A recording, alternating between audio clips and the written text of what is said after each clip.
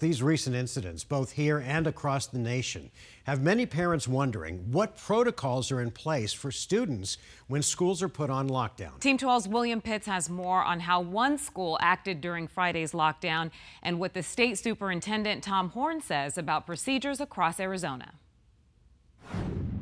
It's something that you probably haven't or maybe even don't want to think about. What do your kids have to go through when it comes to a school lockdown?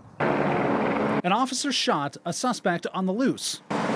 And Sunland Elementary School was on lockdown for hours. You guys couldn't leave? We had to go to the bathroom, but there was an emergency lockdown bucket, and then we had to use it. It was nasty. So no, they couldn't go out at all. And that was the surprise for us. There was an emergency lockdown bucket. We'd never heard of a lockdown bucket before. They should be upset that these buckets exist.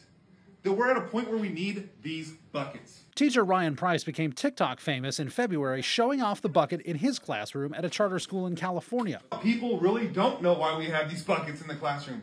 It's because of school shootings, you guys. Right?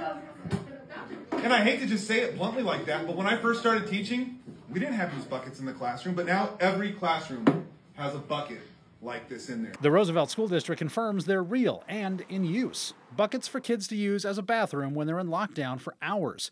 The district says they're part of the emergency supply list for all schools, and there's a curtain they can put up for privacy. Sunland was under lockdown for hours. No leaving the classroom for bathroom breaks, even food. She goes to lunch at 10, and the lockdown was at 10, so she didn't have nothing to. She didn't eat nothing at all. She said that all she ate was candy, and I just came to take her out so I can go buy her food. The only set standard is that every school has to have a plan. State Superintendent Tom Horn says that's the only regulation. Just have a plan. Some schools are compact, others are on 40 acres.